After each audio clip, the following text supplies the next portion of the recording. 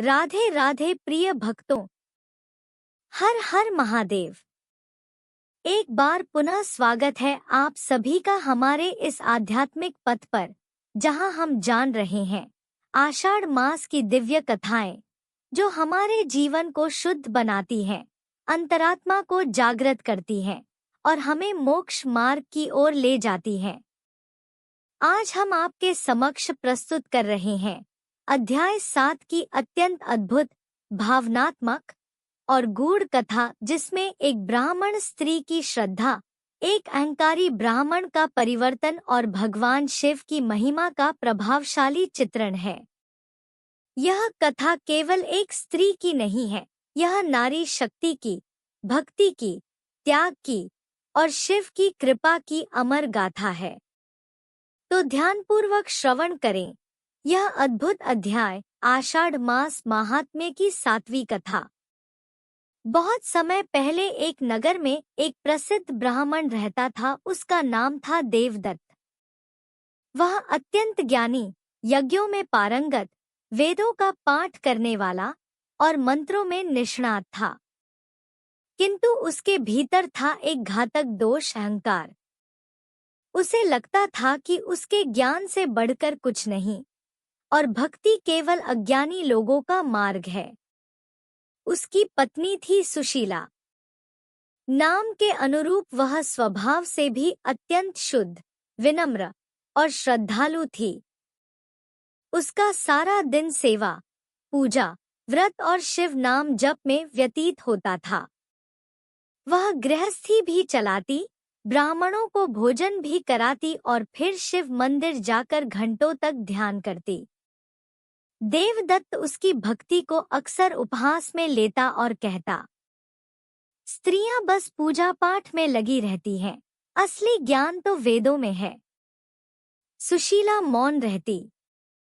वह जानती थी शिव का स्मरण शांति लाता है, तर्क नहीं।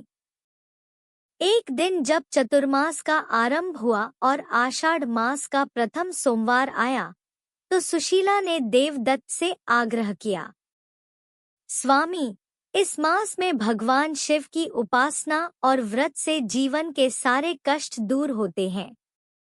यदि हम यह मास व्रत पूर्वक बिताएं, तो घर में सुख शांति और पुण्य दोनों बना रहेगा। देवदत्त ने तिरस्कारपूर्वक उत्तर दिया, यह सब कथा खानियां हैं। मुझे इन व्रतों की आवश्यकता नहीं। वेदों का पाठ ही सर्वोच्च है। सुशीला शांत रही। उसने भीतर से निश्चय किया, मैं इस मास को पूर्ण निष्ठा से शिव को अर्पित करूंगी, चाहे मुझे अनुमति मिले या नहीं।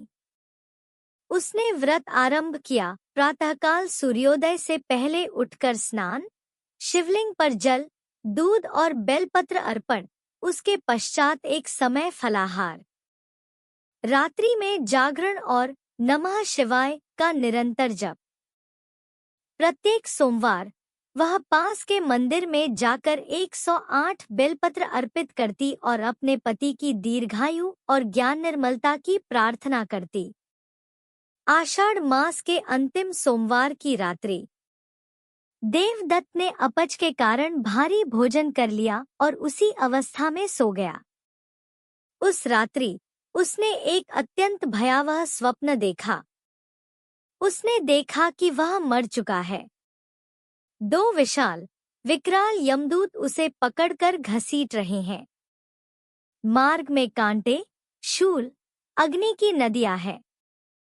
वह चिल्लाता है, मैं ब्राह्मण हूँ, मैं वेदपाठी हूँ, मुझे मत ले जाओ।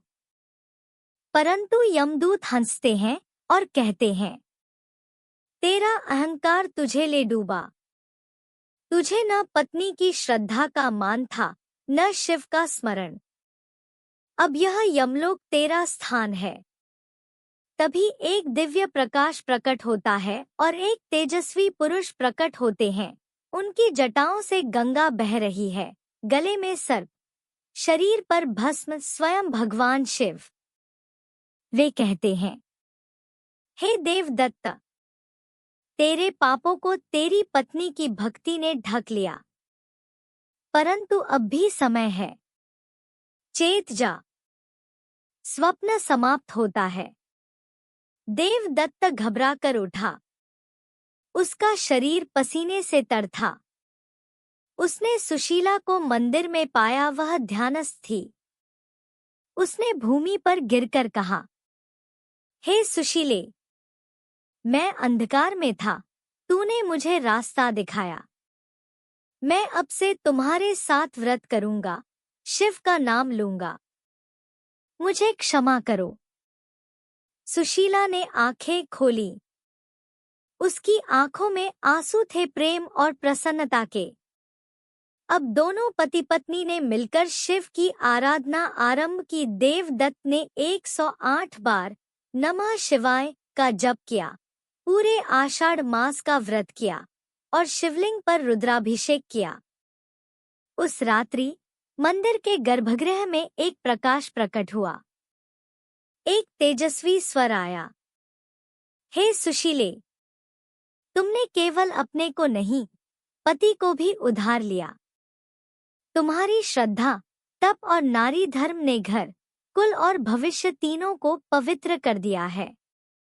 हे देवदत्त, ज्ञान का गर्व तुझे अंधकार में ले गया, परंतु भक्ति ने तुझे पुनः उजाले में लाया। और उसी समय शिवलिंग से रुद्राक्ष की माला प्रकट हुई, जो सुशीला के चरणों में गिरी।